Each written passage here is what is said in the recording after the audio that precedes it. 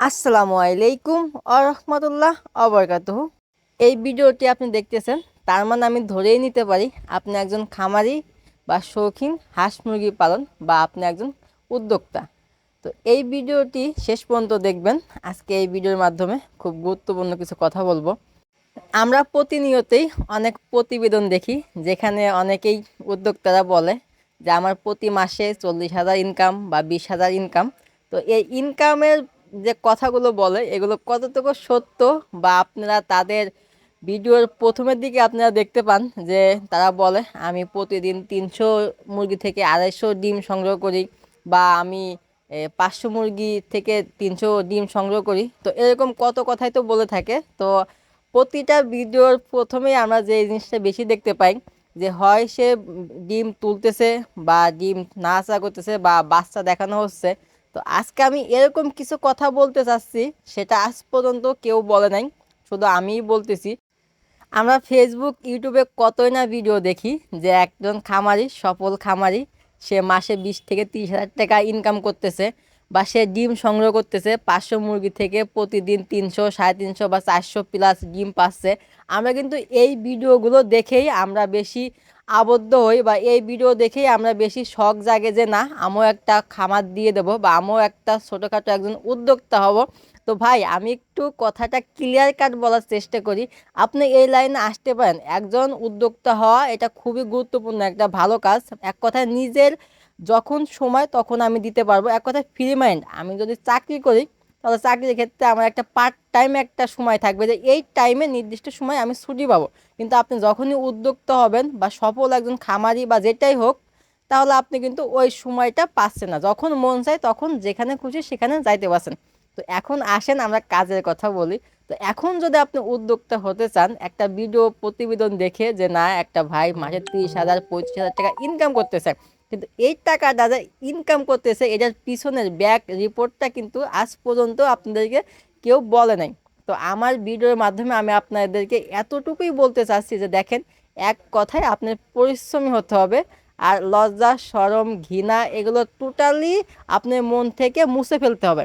আপনি এক কথায় আপনার কোনো ঘৃণা আর লজ্জা শরম এগুলো থাকা যাবে না। যদি এগুলো থাকে তাহলে ভাই এটা আপনার দ্বারাই পসিবল না।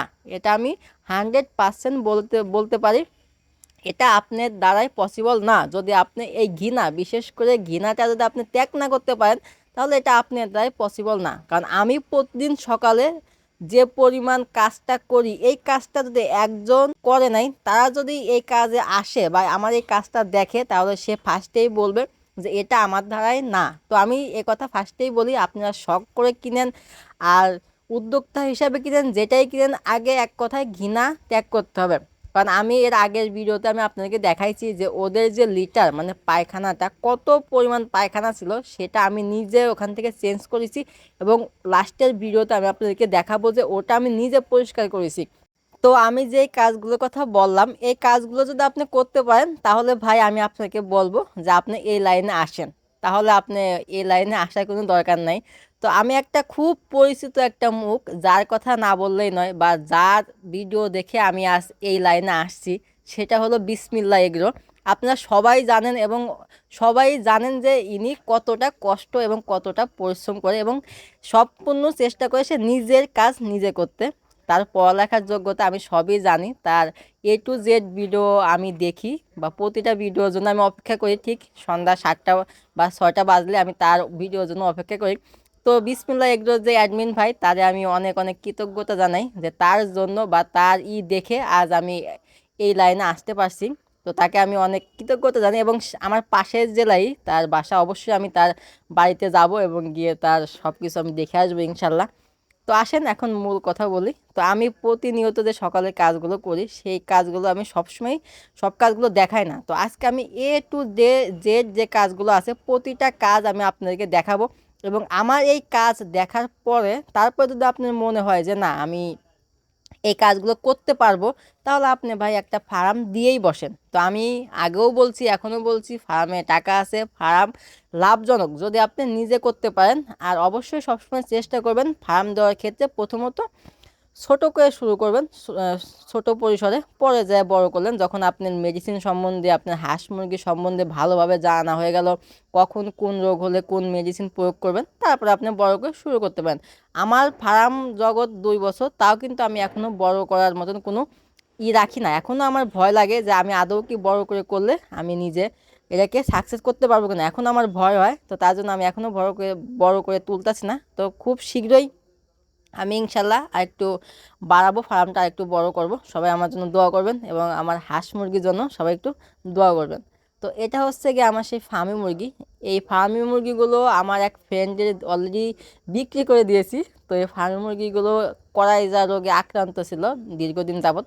তো সেটাই আর কি ঠিক করার পরে আর কি ওকে এখান থেকে দিয়ে দেবো। কারণ ও এর আগেও কয়েকটা নিছিল, তো মারা যায়। মারা যাওয়ার পরে ও আর কি সাহস পায় না। তো ভাবলাম আচ্ছা ঠিক আছে, আমি এগুলো তাহলে একটু বড় করে দেই, তারপরে তুই নিস। তো দেখতেই পাচ্ছেন শীতের ভিতরে সকাল 7টা বাজে। তো আমি শীত না মেনে বা শীতকে না ভয় করে আমি আমার কাজে লেগে বসছি। এটা হচ্ছে গিয়ে সেই কোয়েল পাখি এবং ফার্মি মুরগি যে লিটারের যে বস্তাটা, সেই বস্তাটা পরিষ্কার করতেছি।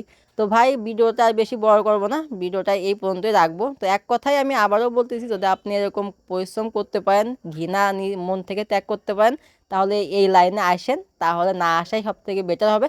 আর আসলে আপনাকে লসের মুখ দেখতে হবে, এটা 100%।